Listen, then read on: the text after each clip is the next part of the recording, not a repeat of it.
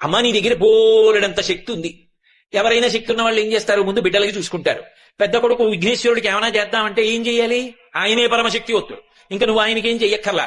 ఇక రెండో వాడు సుబ్రహ్మణ్యుడు, మహాజ్ఞాని, ఆయనకేమీ చెయ్యక్కర్లా. నీ ఆయన మహానుభావు, అమ్ముడిని కలిచేశాడు, ఇంకా ఆయన వివాహం ఎందుకు చేసుకుంటాడు? కానీ అలాంటి వాణ్ణి తపస్సు చేసి ఓంచి మెడలో తాళి కట్టించుకోడు. నీది కదా గొప్పతనం.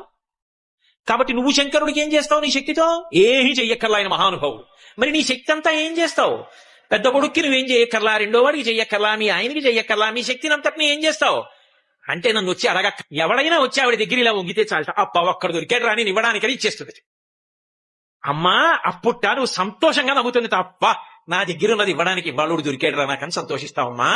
కావలసిందల్లా నీ దగ్గరికి వచ్చి నిటారుగా వెదురు బద్దలా నిలబడ్డం కాదు. ఇలా ఒక సిద్ధు మహానుభావుడు పరమశివుని యొక్క ఇల్లాలివి. అమ్మా లోకములను కన్న తల్లివి, అపారముగా అనుగ్రహించగలిగినటువంటి జగన్మ